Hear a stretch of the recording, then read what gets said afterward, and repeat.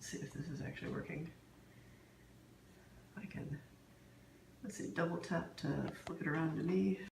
Yay! Okay, well, it's our first night here. Still getting everything all situated. This is the kitchen.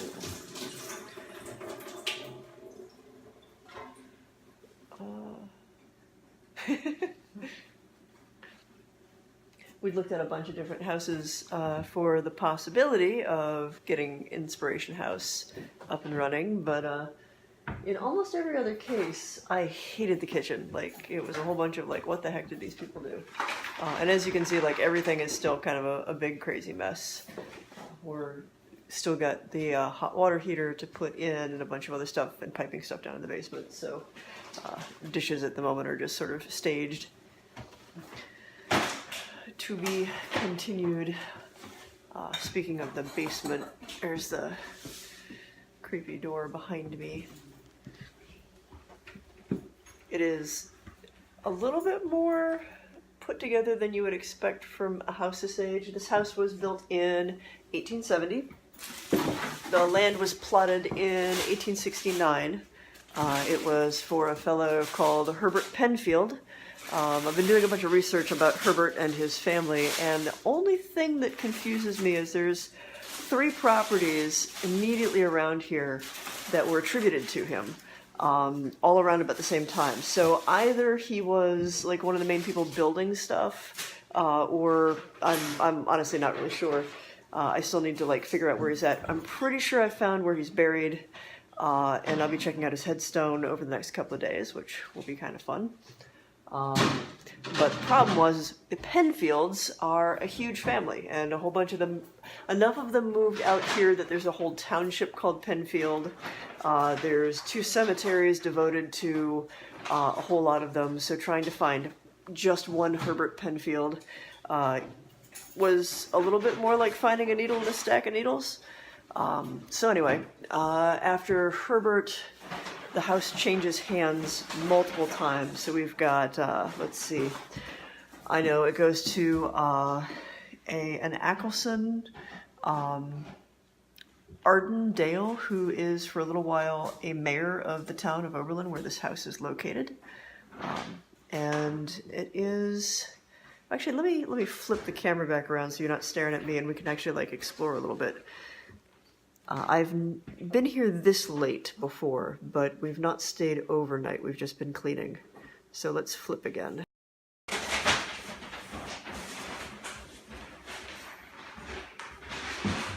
We are passing through the dining room, which I haven't bothered to put lights on just yet.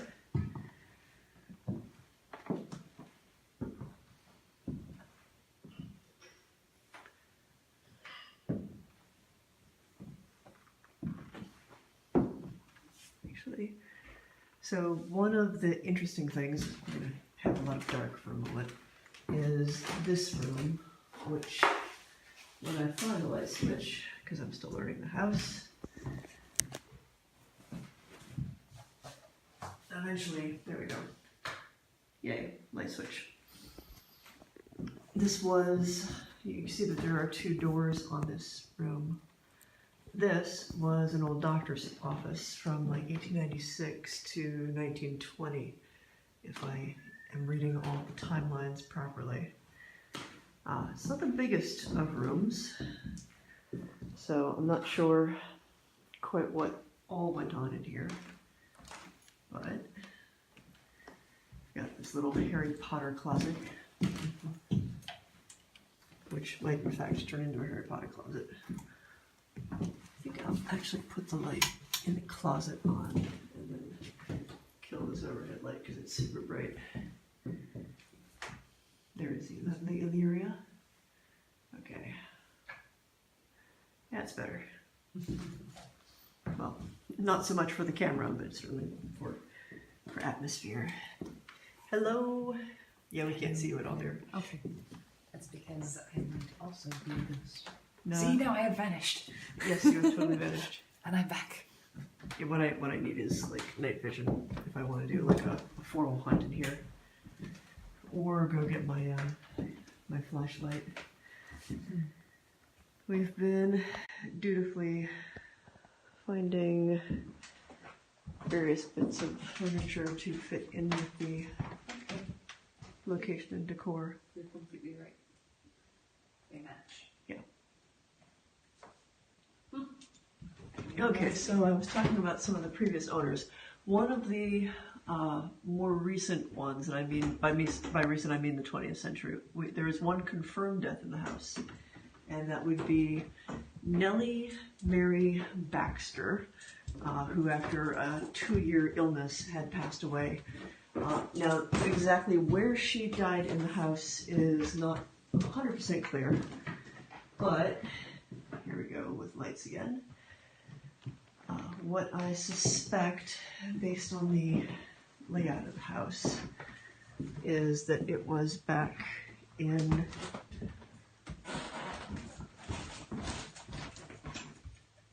the addition. So there's an office, an upstairs office. And then there is this addition back here, and I think that this would have been where Mary was put. So what I remember reading with Nellie Mary Baxter was there was another Baxter who, a woman and a retired school teacher, who was given access to the house and allowed to live in it as long as she also let Nellie, who was at that point an elderly widow, spend her last days in the house. But this addition, which is over the kitchen, I think it kind of lends itself naturally to being like a separate apartment. I suspect that this is where Nellie spent her last days.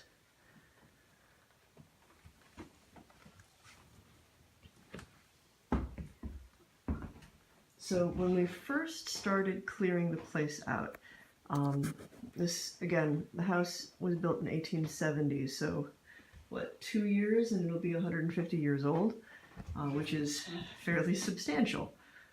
The folks who lived here before, they were a married couple. They only lived here a couple of years. And one of the things that was really, well, a little weird with taking over the place from them was it looked like they left in a hurry. And they had been out of it for about, what was it? Were they gone for about a year? They moved and went their separate ways? I think it was last August. Last August? Okay. One of the things when we were first checking the place out that really stood out was there were still clothes in the laundry hamper. Like, they'd left a lot of their stuff. Tons of their stuff, in fact. And they really didn't have any interest in coming back to the house. Now, some of that was probably, it seems like they had had, like, the worst relationship meltdown ever. But they really, really didn't want to stay or even come back and clean it, which is what worked out to our benefit because one of our offers for purchasing it was, hey, you want to leave your stuff, we'll clean it all up. And a lot of it, as it turns yeah, out. and they left a lot. Some of it was kind of heartbreaking stuff that they left behind, like, you know, tons of photos from their wedding, a lot of mementos.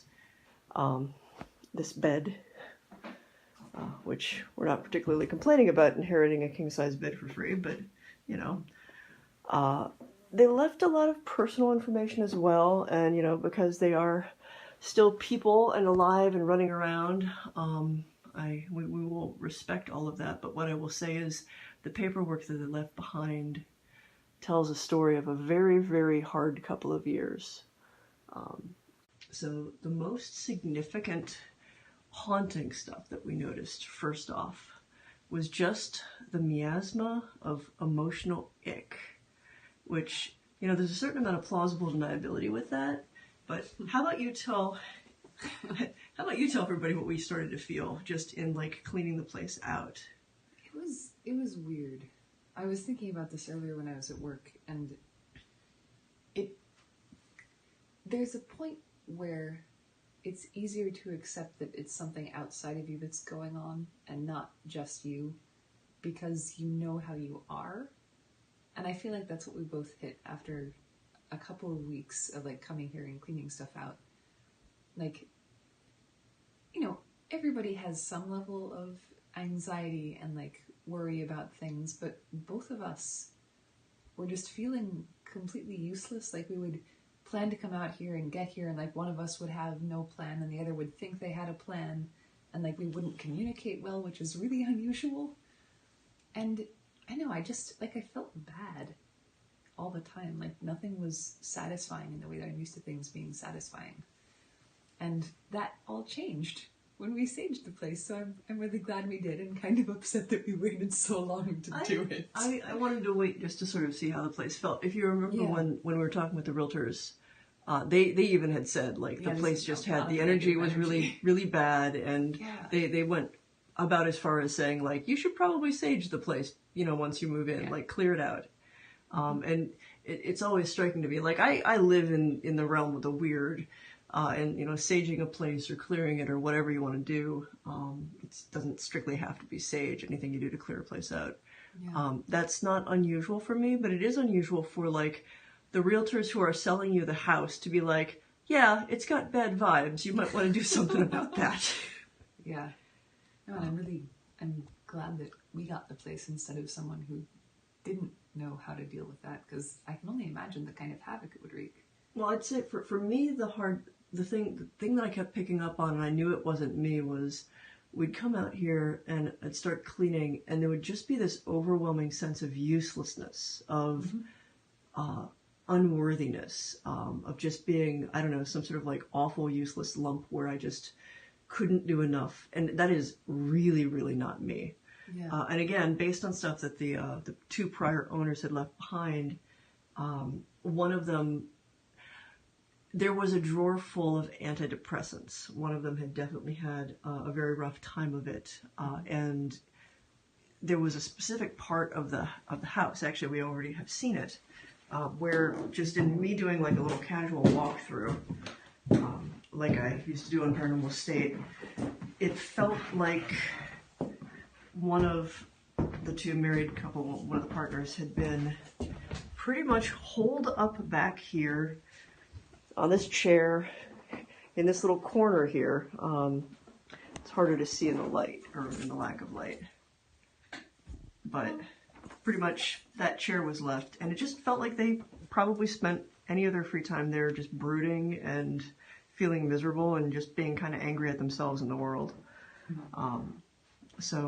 And that was really, really thick back here, so we did a whole bunch to try to clear it out.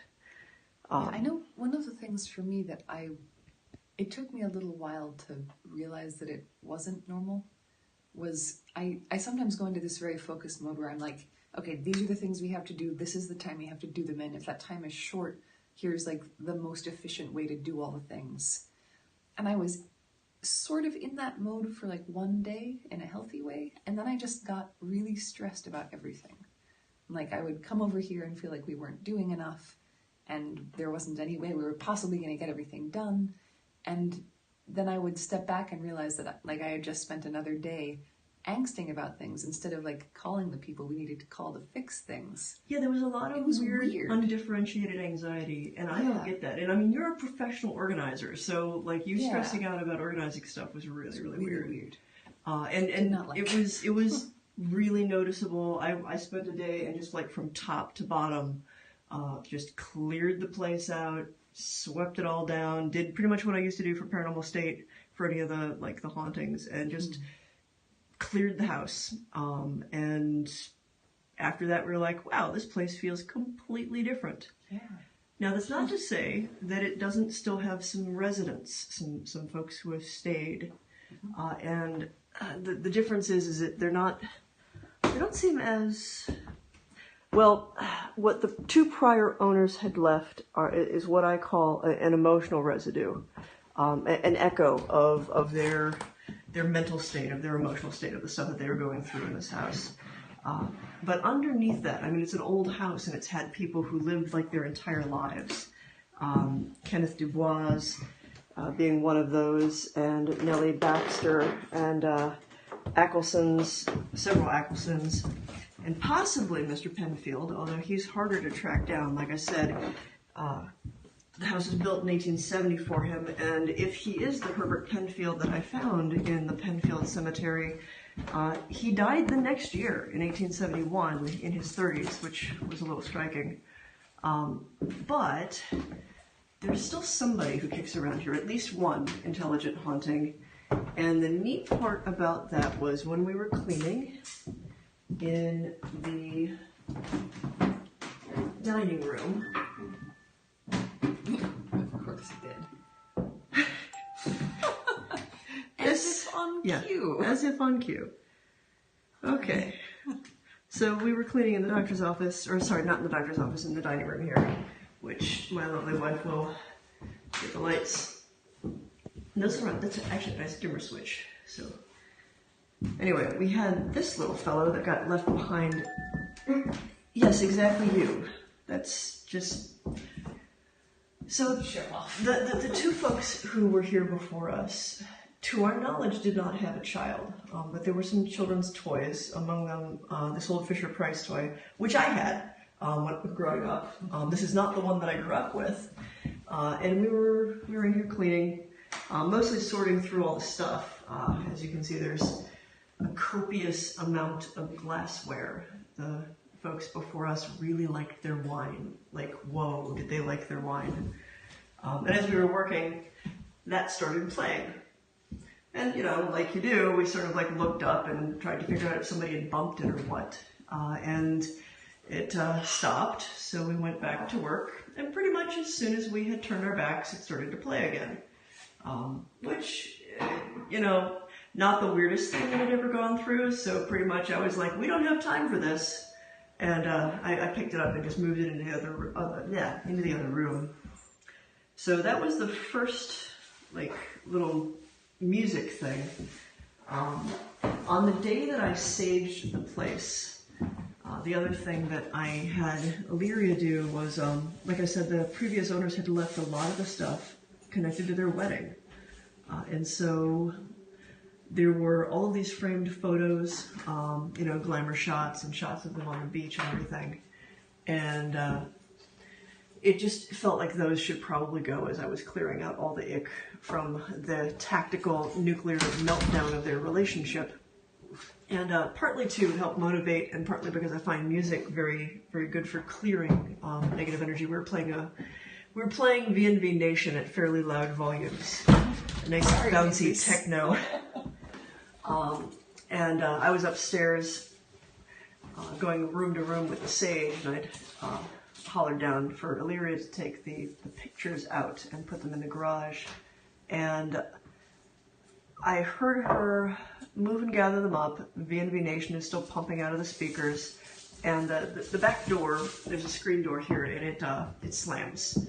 Like, it's got a very distinctive sound to it when it slams, which I won't do right now because she's already locked. But anyway, it's an old, like, I have no idea how old the old wooden frame, but there's a distinctive sound it makes when it slams. So I could hear she had just gone out to the garage, and we're mid-song on V&V, and it just suddenly switches to this weird, folky, like, male and female duet thing. And it plays this completely different piece of music for a little while. I'm really bummed I didn't hear that. It seems like it happened only when I was out. Yeah, it was only when you were outside. I ran, like, I at first I thought you'd switched the music. But I didn't hear the screen door slam again, so I realized that you probably were still outside. So I came downstairs to try to see what the heck it was, like to see if what music it was. The reason that folky music is kind of important is they left a lot of their CDs, and if I had been fast enough to see what it was actually playing, if I would have been able to catch it on the stereo, I really wonder if it was something that they listened to. Yeah, those are food. Those are jelly babies, dear. I've never had them. They're British gummy bears. Anyway, I make it down about as far down to the bottom of the stairs, and it switches back mid-song, so it picks up where it left off, pretty much on V&V Nation. Still don't know what it was it played, but, you know, anyway. Yes, exactly. Would you care for a jelly baby? My God, these are amazing. I'm in love. Anyway, we're gonna be oh. You all heard that, right?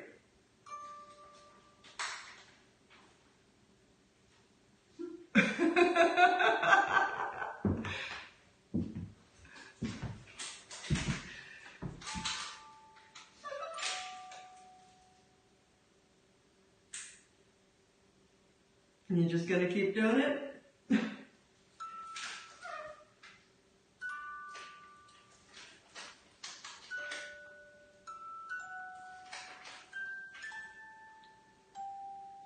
Wow.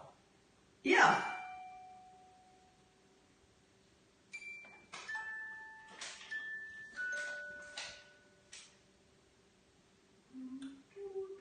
Okay, well, I have to tell you, it's just me and Illyria. Neither of us have wound this thing, and the day it was playing was in April. Like, it was April 24th, 28th? Yeah, it was at least a week ago. A couple weeks ago, we have not wound that thing since. It has not played since then, either. Man, the one thing, like, if you're picking it up and moving it, I could see, like, during that time, it might start playing, but it's just been sitting there for minutes now. Yeah, that's kind of awesome. Anyway, I mean... It's on cue. I guess it wants a jelly baby. Well, I'll share my jelly babies with you, but I'm not sharing with the ghost. Unless it asks really nicely. Fair. Maybe if it played some more tunes, I could give it a jelly baby just for it. Yeah, that was kind of cool. That was cool. Really didn't expect I might do that. But, Oh. I mean, to be fair, we bought the house in part because it felt like it was haunted, and it felt like it was just the right type of haunting. Like, the stuff from the previous owners, that felt unpleasant. That was stuff that, like, there was no point in putting up with it. It was just yucky. Switching back around. I don't know. I think that whoever's hanging around here now, I think they're interesting and fun, and I want to get to know them better. And I hope they appreciate the changes that we're going to be making, because we're going to be repainting, and that's a lot of tomorrow. Lots of repainting. Yeah, so much painting. And I think I'll just leave that there. And see if our friend decides to serenade us later tomorrow. Mm-hmm. So I think I'm going to switch formats and go to Facebook Live in a little bit, and partly because my arm's just getting tired. And this is a slightly unwieldy format, but I'm really glad that they delivered. It was super cool. It really was. So Kenneth or Mary or Nellie or whoever, thank you.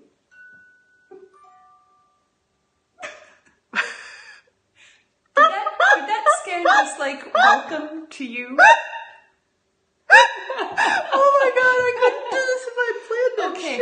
Okay, you totally need a jelly bean. Thank you.